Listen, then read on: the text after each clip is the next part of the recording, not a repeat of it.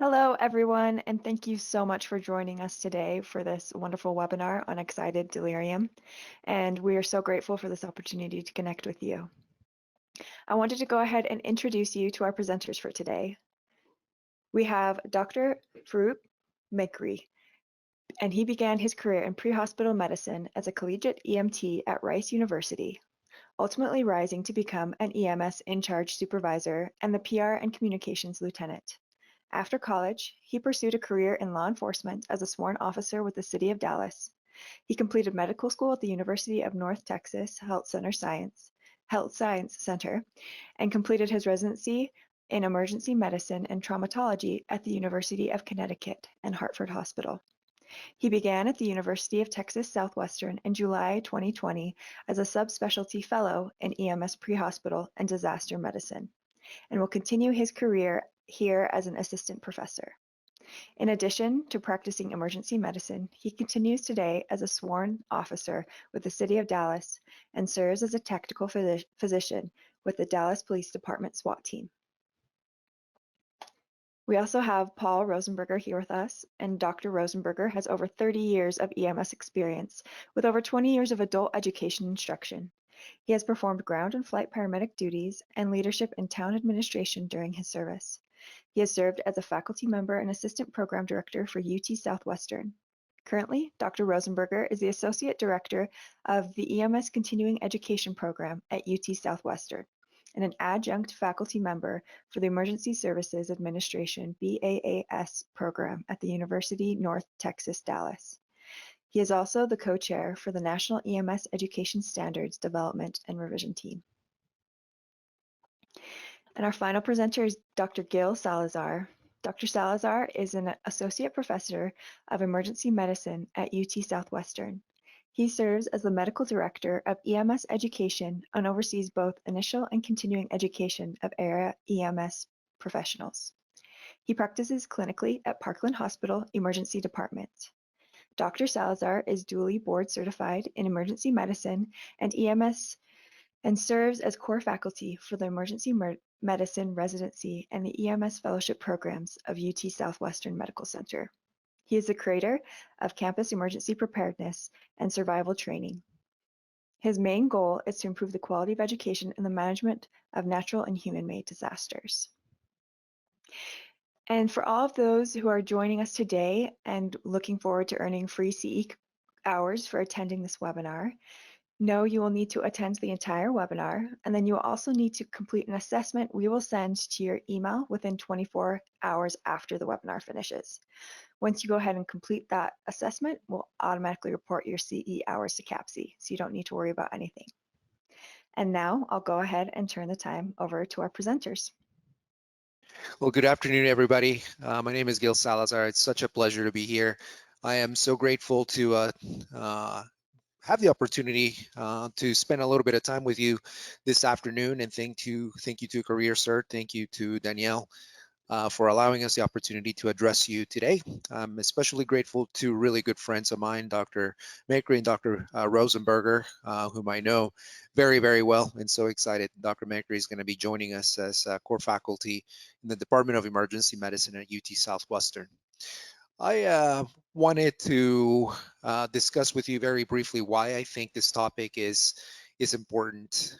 First and foremost, we have learned a lot about behavioral and psychiatric emergencies over the years, and I'm very, very passionate about excited delirium, and I want to be the first one to tell you that excited delirium is a medical emergency. It should be treated as a medical emergency, and I recognize that there is a lot of controversy regarding, well, whether excited delirium is really a behavioral or a medical emergency. I want to make sure that for the safety and well-being of our patients, that we always treat this as a medical emergency. So I want to spend about an hour with you all today as part of the panel in discussing excited delirium on a case-based format, so that when you walk out of here, you have some recommendations from us in the House of Medicine and for the benefit of our patients. Next slide, please.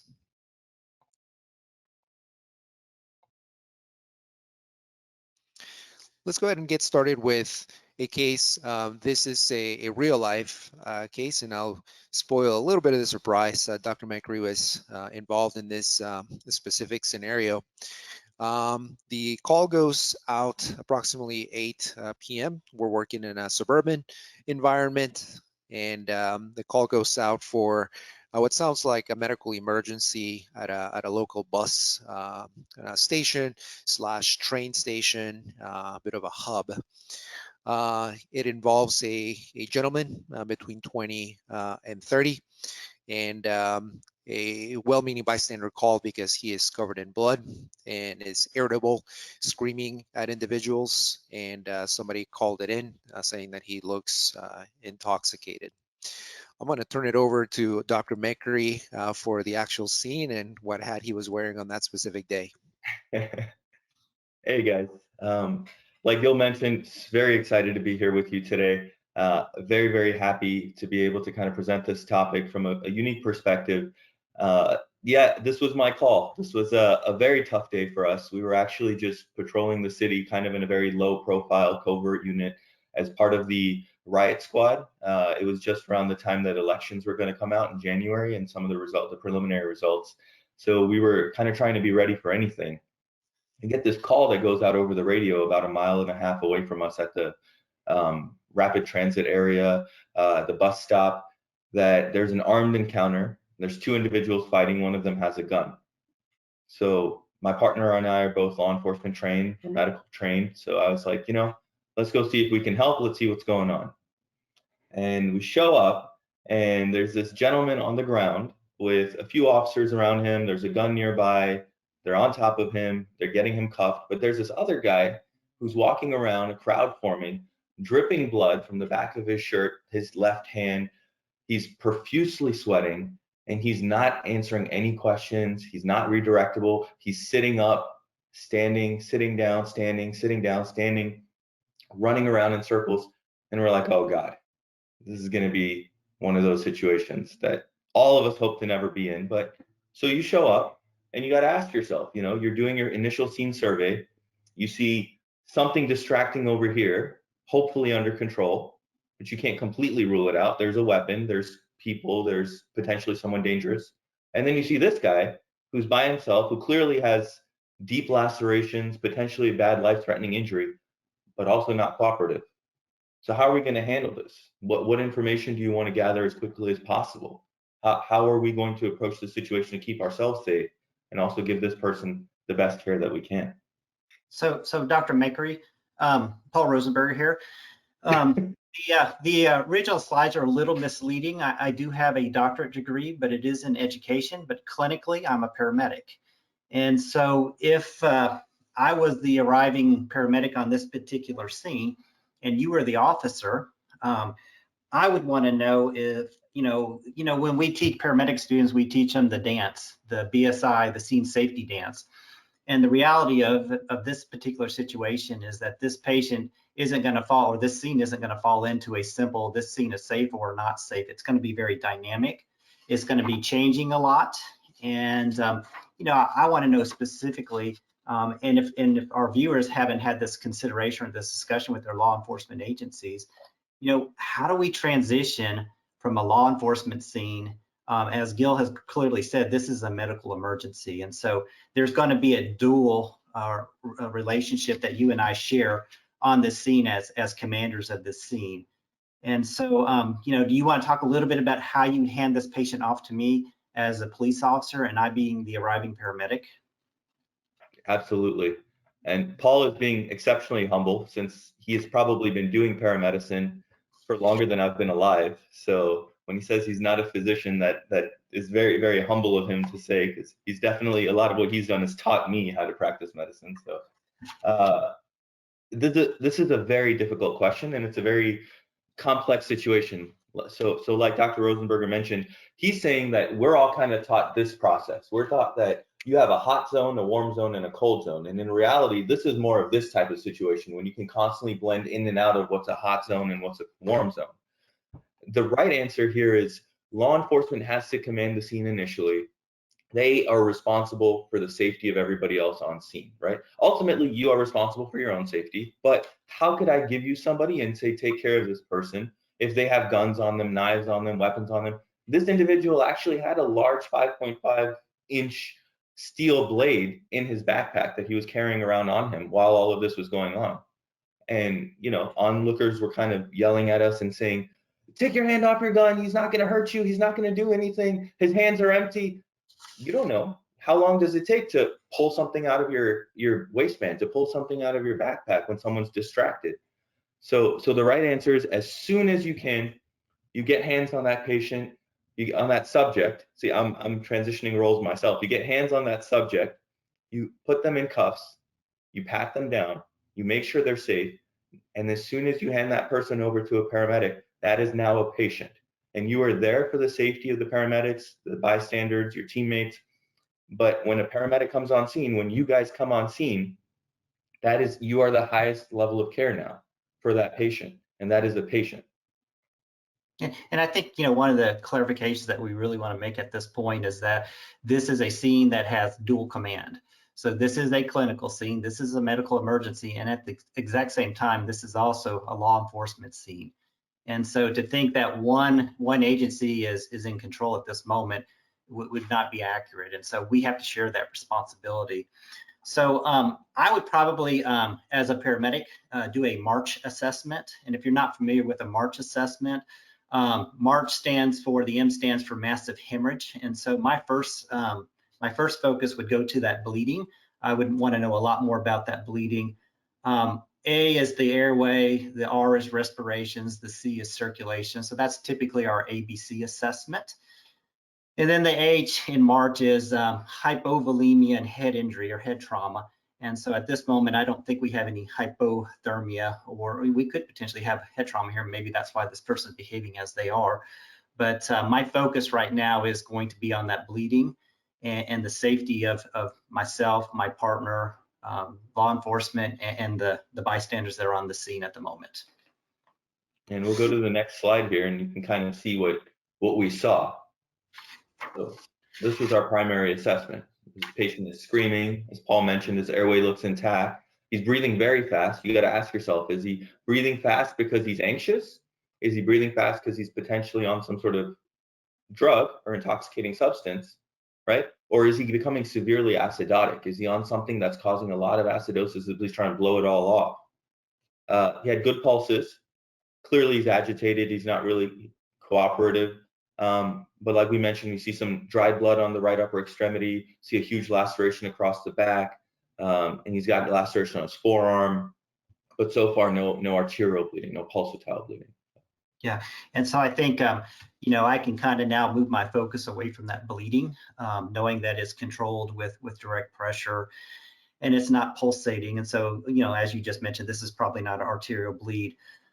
In that disability piece there, being that this is a agitated or aggressive type patient here, I need to think about, you know, some things about agitated patients, particularly patients with excited delirium. You know, I know that they cannot understand what we say. In a lot of cases, they cannot process what they hear. And the reason for that is because their cognitive load is super duper high and their minds are full of whatever is causing them to go into overload. So whatever that trigger is, whatever that stimulus is, perhaps they don't understand us because they have paranoid thinking, or their focus is very narrowed and it's on that stimulus of whatever it is. You know, again, I've got an agitated and non-cooperative patient, so I can't forget things like acidosis or head trauma, hypoglycemia, acute psychosis, you know, an alcohol event, whether this is an overdose or a withdrawal, or a stimulant ingestion of some sort. So these are some of my thoughts as I do this primary assessment. Paul, and you mentioned the word cognitive overload, and the patient is definitely cognitively overloaded. And certainly the reason we're spending so much time on setting the scene for you and getting control of the situation and assessing the patient as best as we can is because we want to cognitively offload ourselves as best as we possibly can. Things are chaotic, weapons are in sight, people are screaming, phones are out, you may be on YouTube Live and other social media platforms. This is a very, very stressful environment. So let's start taking a look at the next slide, Danielle, and let's give you some other objective data.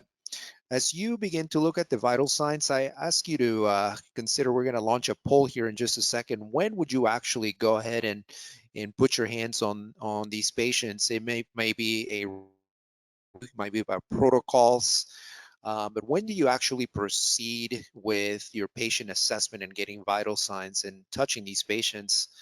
Do you do it as soon as Dr. Mehkri, as a law enforcement officer, tells you it's safe to do so and kind of turns over the scene to you, per se? Or do you take control, and once the patient is cooperative enough to allow you to do that, do you do that right then and there? Do you put them on your stretcher, on your cot, and you do so as the patient is being transported, perhaps even in the back of the ambulance?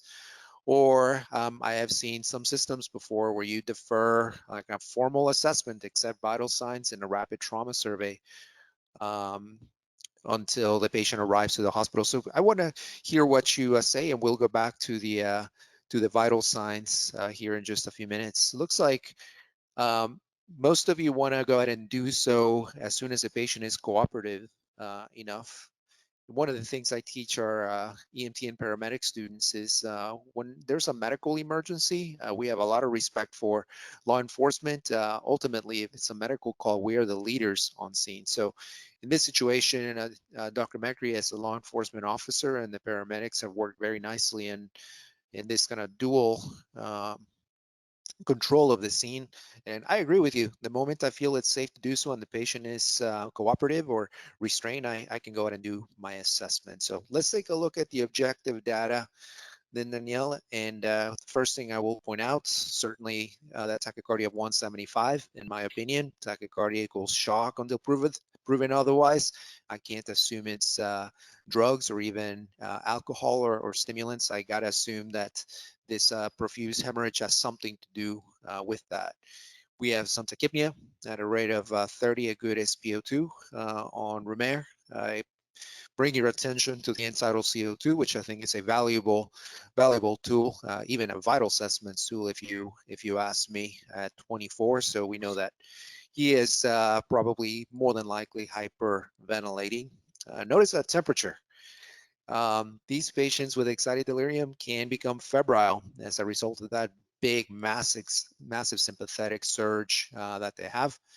You give the patient a GCS of 13 and point of care glucose, which is normal. And notice the patient is hypertensive as well. So start forming in your head a bit of a differential diagnosis as to what you think is causing all of this. And we'll move on to the next slide for the for some more Hey, assessment. Gail, one of the things I think is really significant there is, these patients have a lot of acidosis, and these patients have some hyperthermia. And so, we're seeing a little bit of hypothermia there, and we're having some indications of acidosis.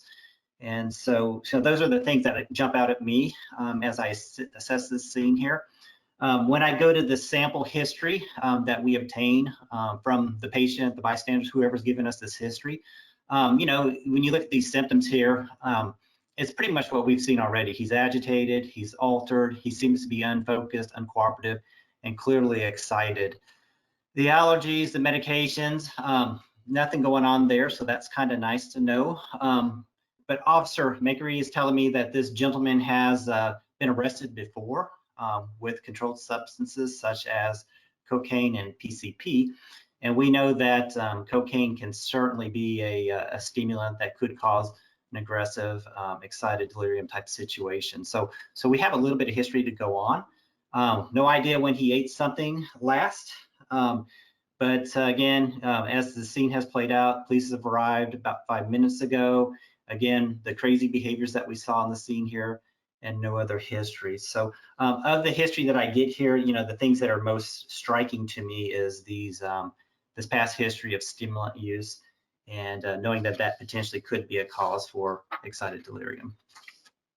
Absolutely. Let's move on to our secondary assessment. Danielle, please. A question came in the chat regarding hyperthermia and hypothermia. Hyperthermia is not infrequent, not uncommon at all in patients with excited delirium. It's most often the result of a sympathetic surge, as we mentioned earlier, but knowing we're going to discuss shortly, your differential diagnosis has to include medical organic causes, and perhaps a fever can be a sign of an infectious process happening. So I want you to kind of take the hyperthermia kind of in the context of your clinical case. More than likely, if we're dealing with a stimulant induced excited delirium, is probably that, but keep your differential diagnosis open. Not as significant as significant hypothermia as a question suggested, but definitely I want you to keep an eye on that. I'm going to call your attention now to a couple of the secondary assessments. And I always tell medics and educate both at the initial and continuing levels that once you are able to do an assessment on patients, this is really the time to start looking for secondary things, looking for those organic causes. And I bring your attention to the neurologic exam for this patient. He is not answering a lot of your questions. He continues to be agitated, irritable. They may be very tangential in their speech, and what that means is they're very disorganized, jumping from one topic to an irrelevant topic after that, and then another one.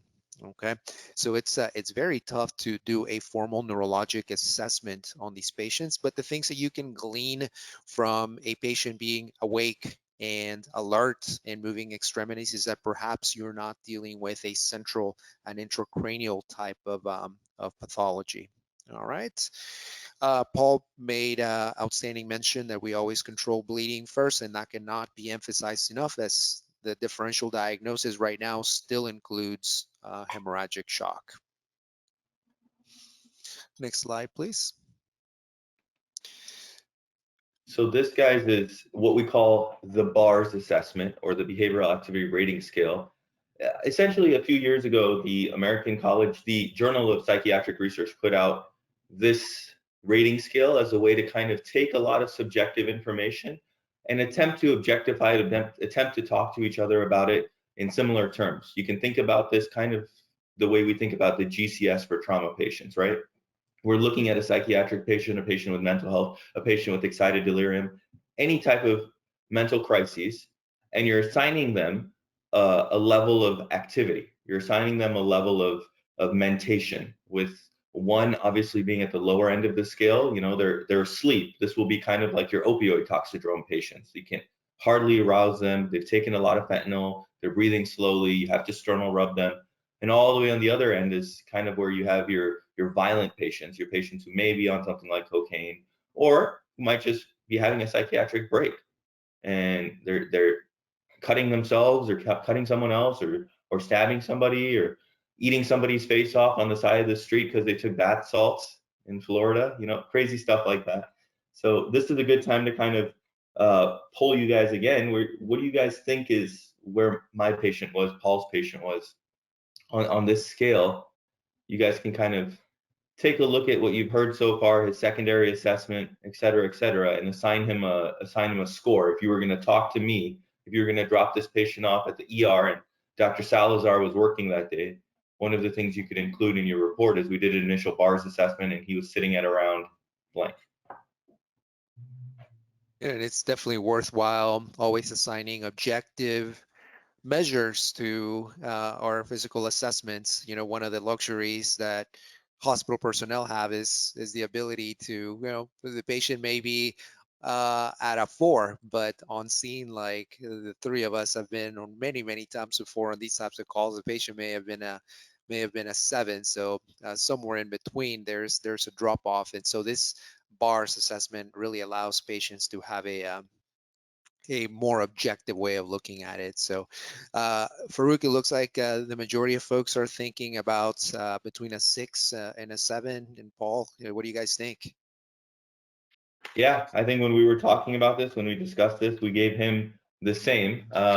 We assigned him a score of a 6. So that's what I had written down. That's what kind of I was hoping for. And so he is combative, he's aggressive, he's confused, but at the moment he's not actively hurting anybody. He never tried to put his hands on me. He never tried to choke me. He never tried to choke a bystander. He never tried to punch or swing. He was verbally aggressive and cursing and yelling and screaming. But it's important to be able to read that body language, and you need to know where that line is that shouldn't be crossed. And like I mentioned before, this is a dynamic scene. You're going back and forth. You're not necessarily, once police tell you, hey, it's safe, and he's sitting there following instructions, and you say something that triggers him, or he sees something that triggers him, like the guy he just got into a fight with, he might go off the deep end again. And you need to be ready to switch back into self-preservation mode. And hey, guys, they should not be too far away. We should never be that far from you that we're not paying attention to what's going on. But And though this scale was really generated based on hospital data.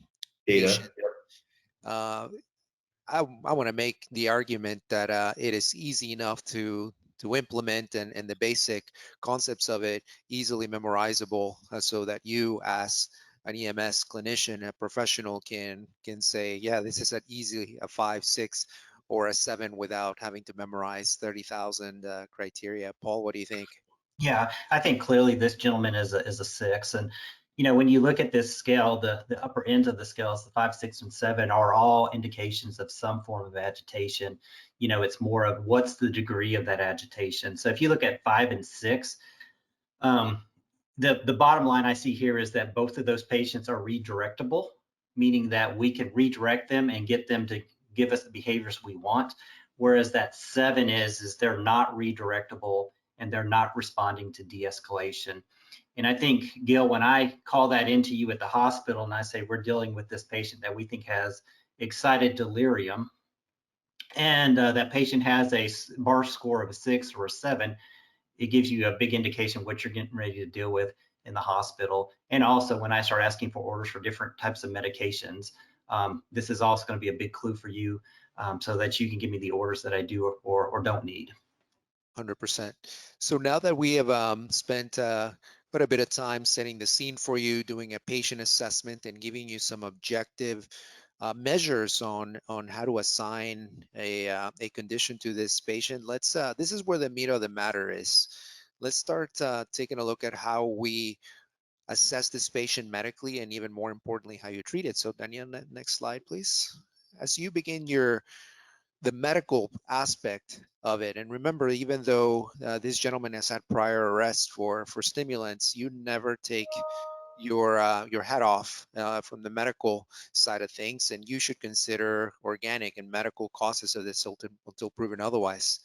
I want to call your attention to a couple of these. The differential diagnosis, the list of potential causes for this is absolutely massive. But I want to call your attention to a couple of things that that can get you through a really bad day that you absolutely want to keep in your differential diagnosis. One of them is electrolyte abnormalities.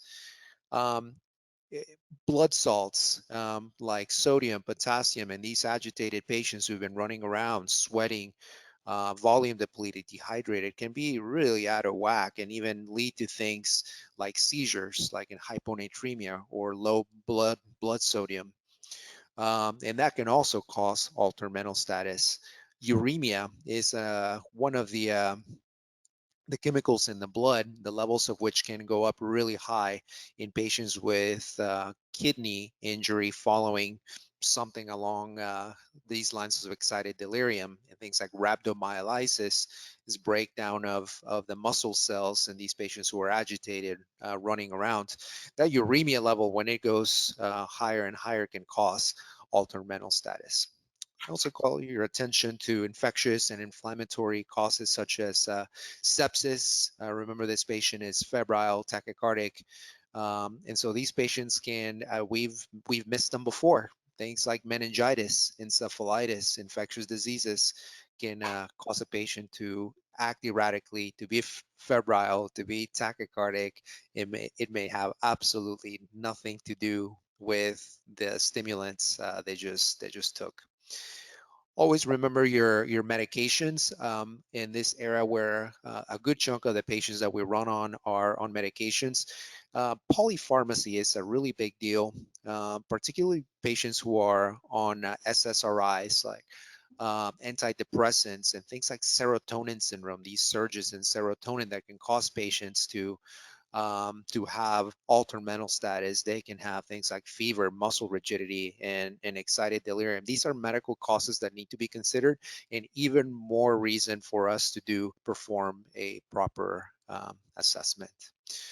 So let's start discussing kind of what's really important to me is we've done a medical assessment for the patient. We have a good differential diagnosis working.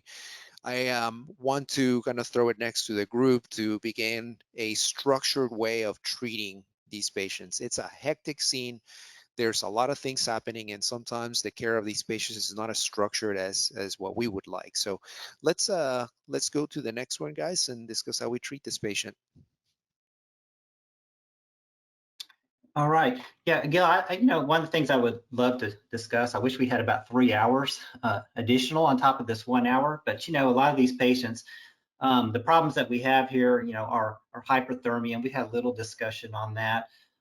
They can also become hyperkalemic related to the rhabdomyolysis and acidosis. And unfortunately, we're not going to have all the time to sit and discuss those different conditions and the treatments of those because we're limited to an hour here.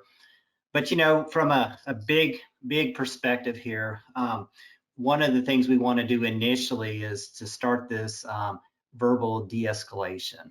And so the key point here is that we got to go back and remember that these patients have a high cognitive load, and they are going to have really a difficult time focusing in on us and listening to us and those kind of things. And so recognizing that's the case there, their focus is going to be very narrow. They could have paranoid thinking.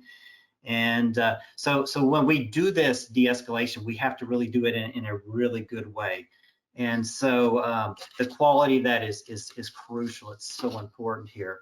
And so along with that, we don't want to escalate the scene. So having people shouting and yelling and doing crazy things like that is just going to make the situation get worse for that particular patient. So we want to calm the scene and calm the patient. And a good friend of mine taught me a mnemonic, LEBA. So it's listen, empathize, bargain, and act. And so those are some of the tools that we can use when we try to de-escalate a patient. So the listen is, we want to introduce ourselves to the patient. Again, because of that cognitive load, we want to be very concise. We want to be simple. We always want to listen to our patients and not only just listen, but listen closely. We want to identify their wants and their needs. And again, recognizing that patient is probably not able to express themselves very well. And so that listening piece becomes really, really critical. And unfortunately, I think a lot of us become a little bit more aggressive as our patient becomes aggressive. And we have to step aside and say, nope, we're going to listen to this patient and not escalate the scene. So that's this slide here. So next slide, please. That's the listen and the LEBA. We then, and go ahead, go to that next slide.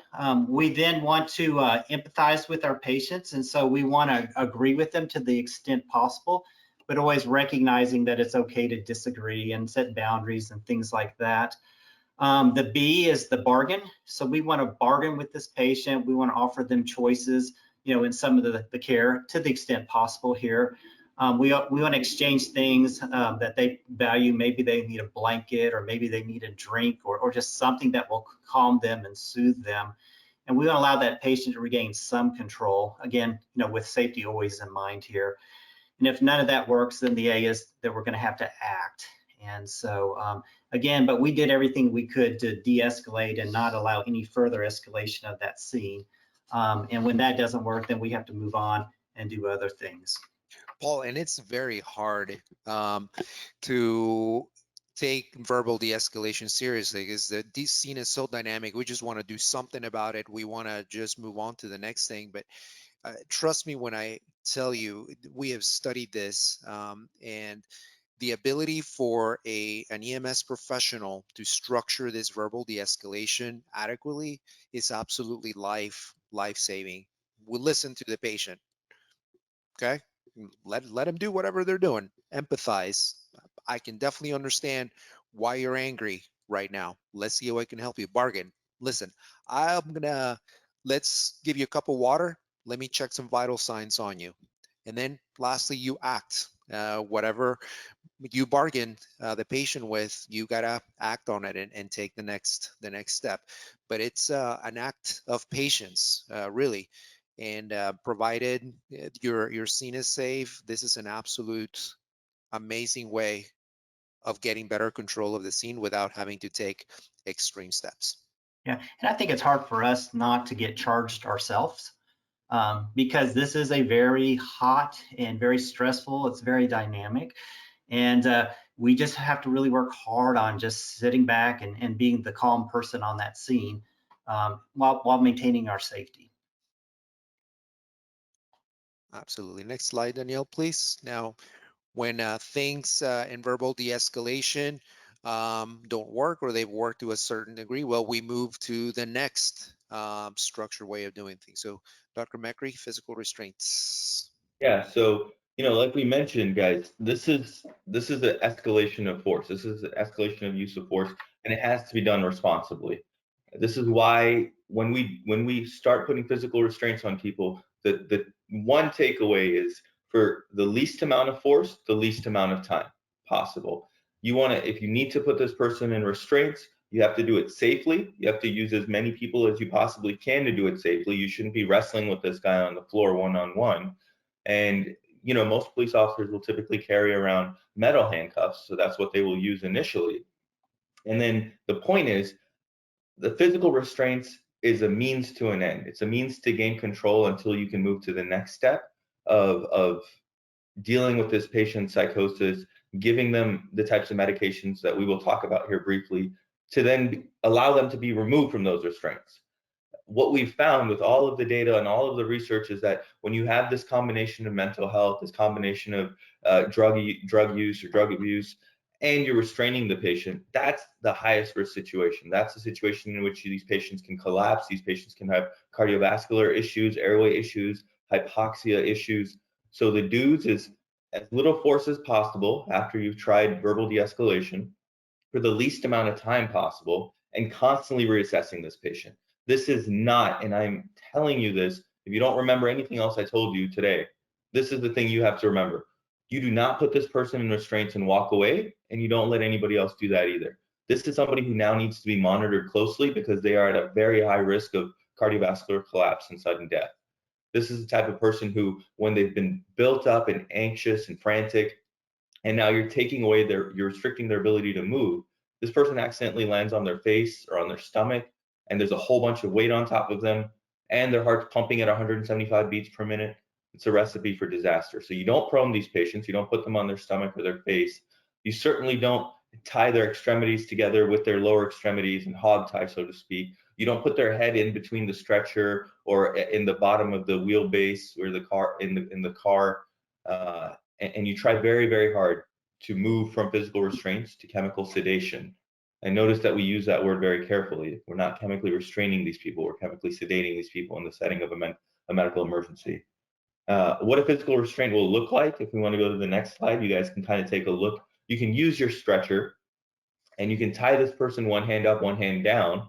That helps to alleviate a little bit of their ability to swing with both hands or grab somebody with both hands or choke with both hands. And simultaneously, you can see that their feet are actually tethered to opposite sides of the stretcher. And if you think about yourself, kind of, if somebody tied your feet down, it's much harder for you to kick across your body with a lot of force than it is to kick out. That's the whole point of tethering them to opposite sides of the stretcher. It's okay if their feet come together quickly. They're not really going to hurt anybody in that distance. It's much easier if you have a loose strap or whatever for them to kick outwards and accidentally kick you in the face while you're holding a needle up to your eyeball.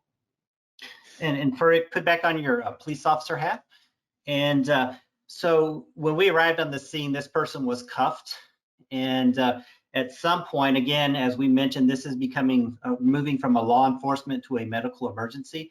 And so I, as a paramedic, want to move them out of those cuffs and move them into medical restraints. And Absolutely. so how do we do that so that we don't become unsafe in any manner during that transition? But you know, the handcuffs can be problematic for me because I can't release them if something bad happens, whereas the medical restraints, I have a little bit more control over my patient.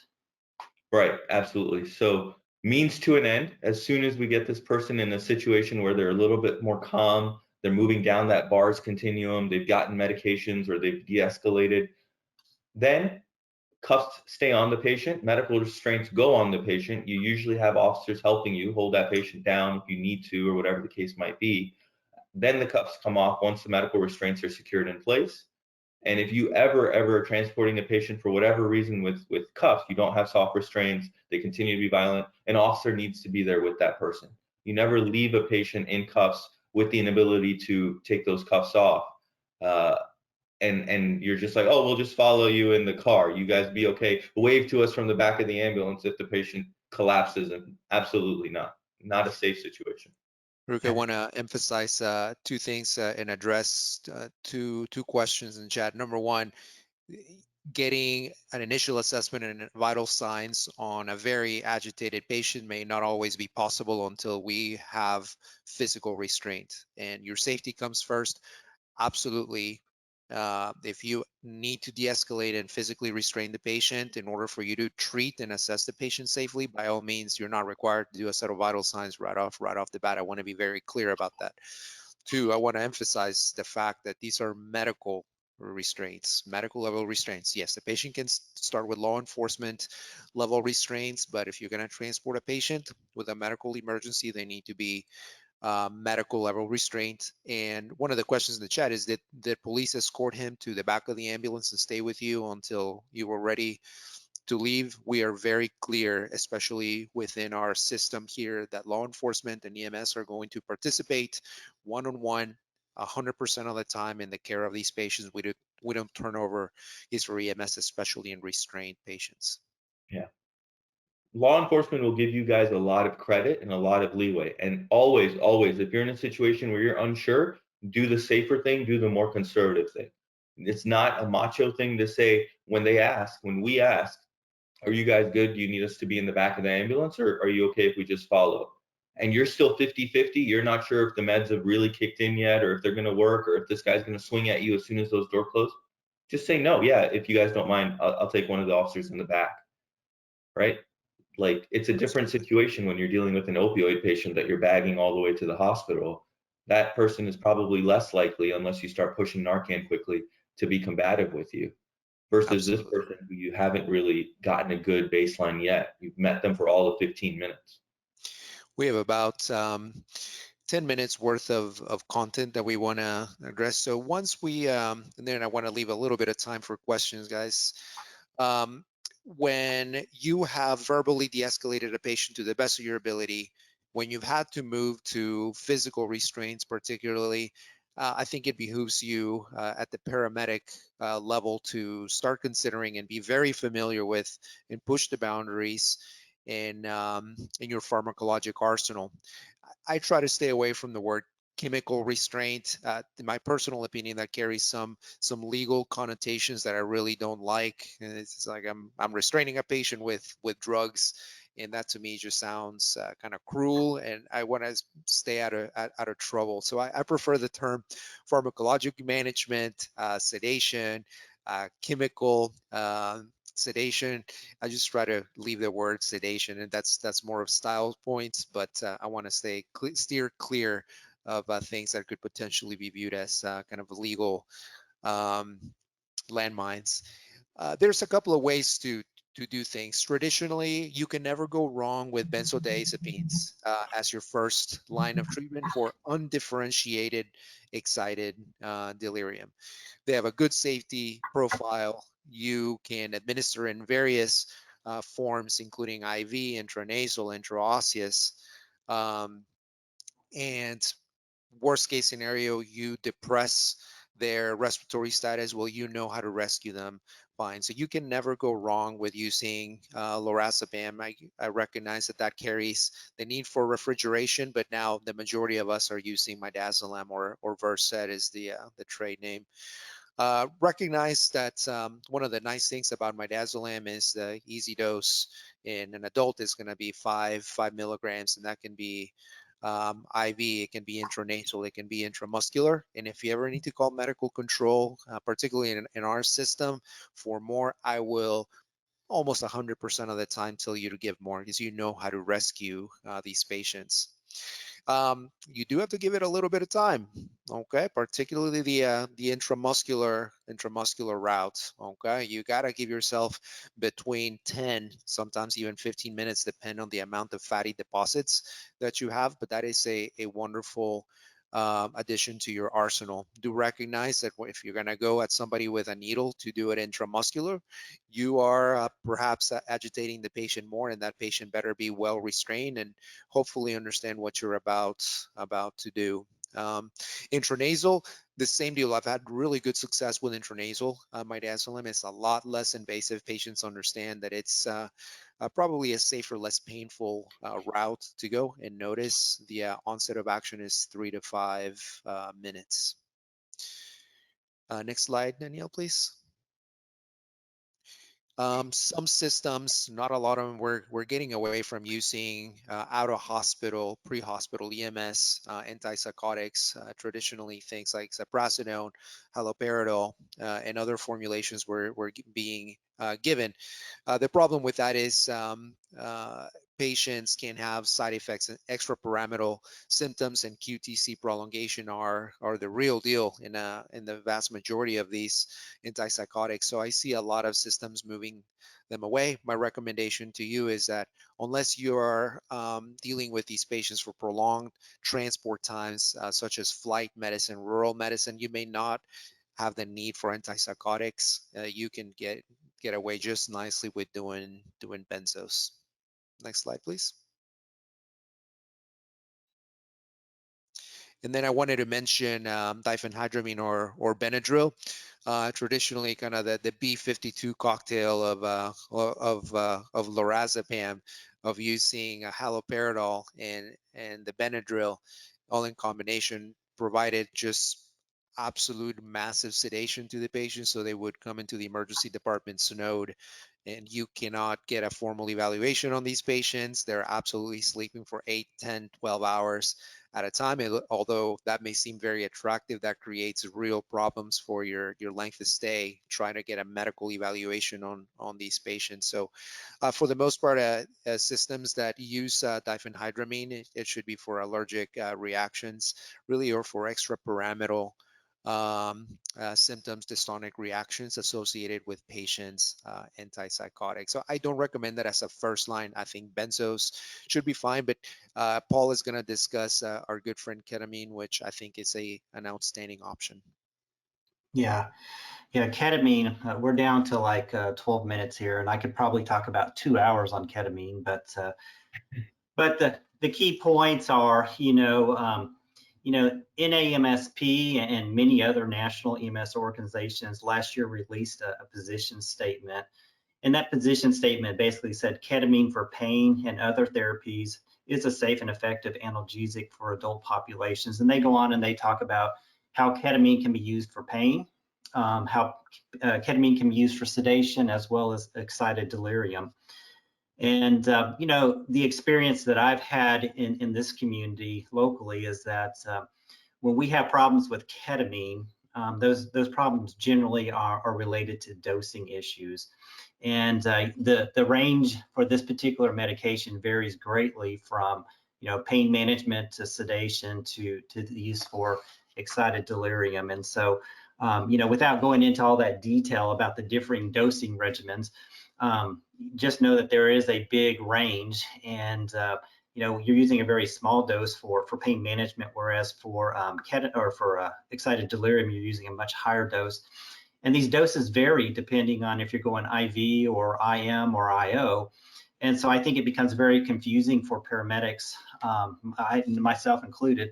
If I were out there giving ketamine to a patient, I would have to go to a reference sheet or a reference card to ensure that I'm giving the proper dose for that particular patient, making sure I'm not mixing a excited delirium dose with a pain dose or an IM injection versus an IVIO, because it's just prone for error. And so to me, this is almost like pediatric medications. We want to go to a reference card to make sure that we're getting the right dose for our patient so that we don't overdose or underdose our patient, because it's easily done with ketamine. And when you look at a lot of the problems that you see with ketamine, it is exactly that. The patient got overdosed with ketamine for whatever reason there. But the nice thing, I mean, you know, you get outside of that dosing issue and you use reference cards, it actually is a pretty good drug. And so it preserves cardiovascular, spontaneous respirations, and protective airway reflexes. It doesn't come without issues.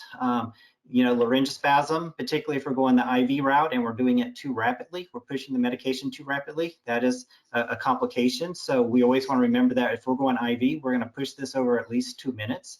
Again, with an excited delirium patient, we're probably going to go IM, so that now is not necessarily the problem. We can also run into respiratory depression or hypersalivation, and so really thinking about our basic BLS airway maneuvers is going to manage these patients really, really well. And so, so just kind of knowing that we need to have a BVM handy and have suction available when we're giving this medication here. We also need to be aware that ketamine has sympathomimetic effects, meaning that it's going to stimulate the sympathetic nervous system. And so we need to have these patients monitored because we're going to see things like tachycardias, increased blood pressures, and if they're already overdosed on a cocaine or a stimulant, that may worsen things. So Dr. Mehkri certainly mentioned the importance of, you know, monitoring these patients and somebody being by this patient at all times. So capnography, pulse oximetry, EKG, respirations, in excited delirium, checking a temp is certainly going to be important as well. And I think I got everything that we need to be monitoring there. And just remember that this medication is an anesthetic, and we need to treat it as such. Next slide. So ketamine certainly is in the media right now. And so these are just a couple examples that we just grabbed. So the first one here is Elijah McClain and what happened in Colorado. This was in 2019. You can also see this other one here over on NPR. So this is getting national attention. It's getting attention in Colorado. Next slide. It's also got a lot of attention. This is, if you look at the data on that one here, Minnesota paramedics injected suspects with powerful tranquilizers. This one is in 2018. And recently, 60 Minutes ran a piece on this particular medication. And so if you're going to give this medication, this is a great medication. You just got to know what you're doing with it. You know, paying attention to the dosing, and Dr. Salazar is going to talk a little bit more about the perks and the benefits of ketamine. But if you're going to give this medication, just know that you could have a bad outcome, and you could end up in the media. I think a well-structured pharmacologic project as part of your EMS agency, incorporating ketamine into the care for patients with excited delirium is going to pass the medical legal kind of smell test any day.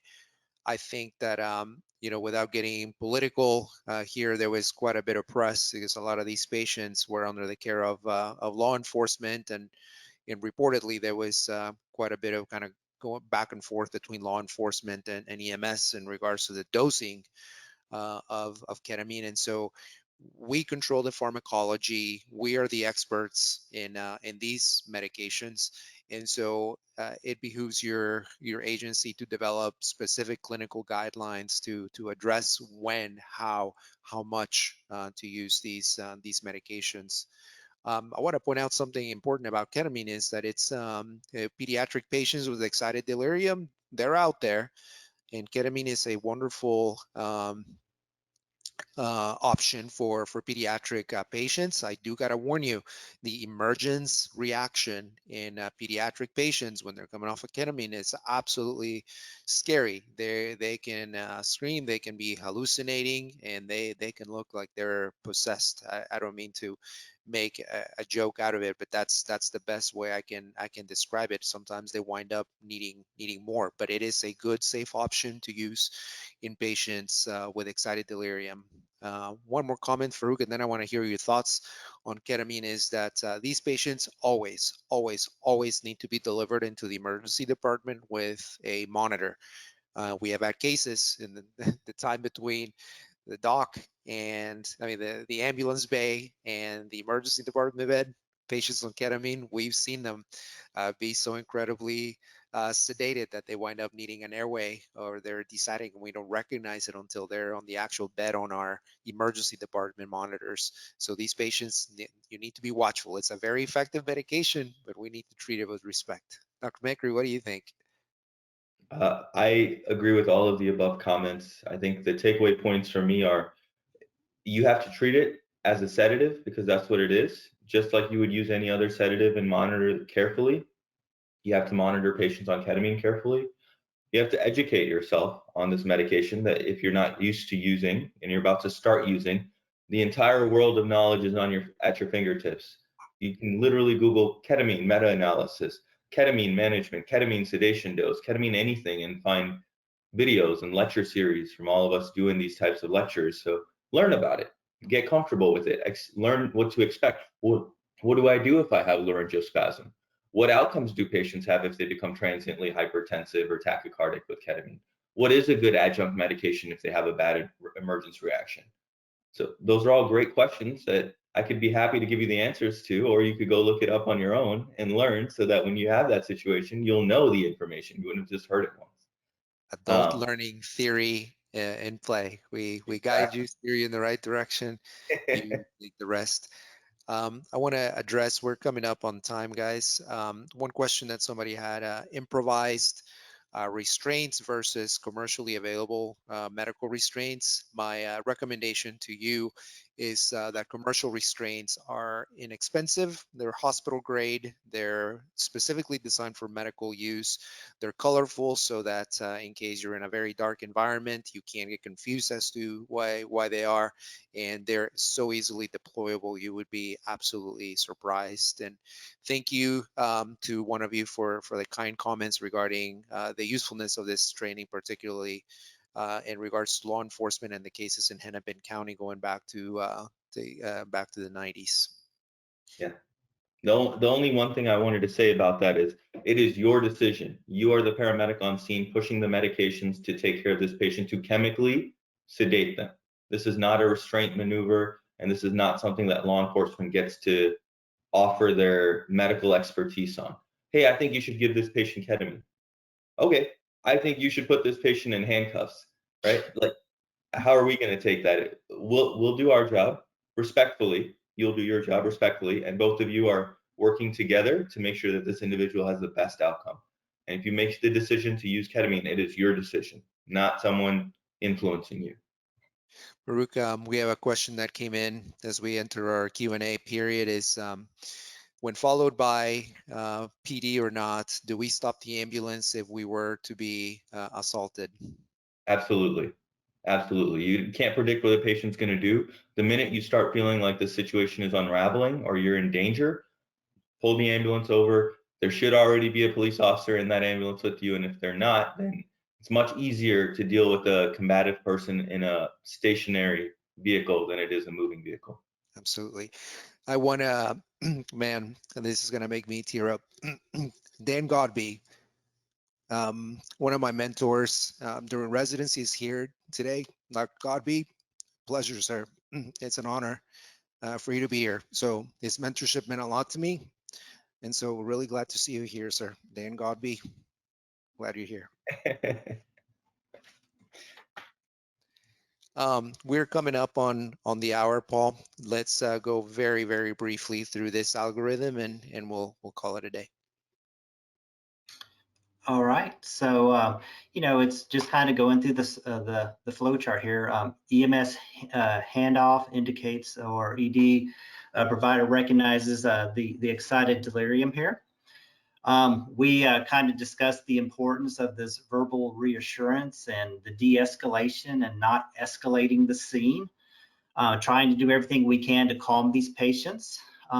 If that's not going to work for us, locally in this area here, we're going to move pretty quickly to the ketamine. And man, I just want to point out the dosing there, the 4 to 5 milligrams per kilogram IM versus the IV dosage, which really probably ought to be 1 to 2 milligrams per kilogram IV. Notice that dose is half if you're going the IV route. I guess the nice thing about this is these patients will be fighting us, and getting IV access is probably going to be very difficult to achieve. And so the better way to administer this ketamine is through the IM route. Now we have to decide, did we get the sedation that we wanted? Are we having complications with this? And so we continue to move down the flow chart here. If we have airway complications, we're going to manage those. I mean, we do this very routinely here. And then we have to determine, one of the big problems for these patients is, the acidosis, which we really didn't get a lot of time to speak about today. And we would manage that with fluids, really good ventilations, and probably in an extreme case, a sodium bicarb. And then also, we also have to worry about this hyperthermia. And so we would then begin to start to cool our patient. Guys, the hour is here. I would like to thank our panelists, Dr. Rosenberger, Dr. Mehkri. I'd like to thank Danielle from Career Cert. I want to thank all of you for coming. A special shout out to East Baton Rouge Parish EMS. That was my, they gave me my start at EMS, and Dr. Godby, an absolute honor for you to be here. And thanks to all the students. If you have any questions, please let us know. Give us some feedback about how we did today. We do this for you, and we hope that you found this a useful hour to spend with us. So thank you very much. Yes, thank you so much, everyone, for joining us today. And big thank you to our presenters. This was a fabulous hour, and it was wonderful to spend it with you. We will have this recording of this webinar up on our site on careercert.com/webinars this afternoon. So if you want to come back and reference it or share it, please do. And again, thank you so much for joining us today. If you would like to receive CAPC accredited CE hours for attending this webinar, please fill out the assessment we will send to your email within 24 hours, and we'll automatically report your CE hours to CAPC. But that's it for today, and thank you so much. And thank you for all you do to make our communities safer places. Take care.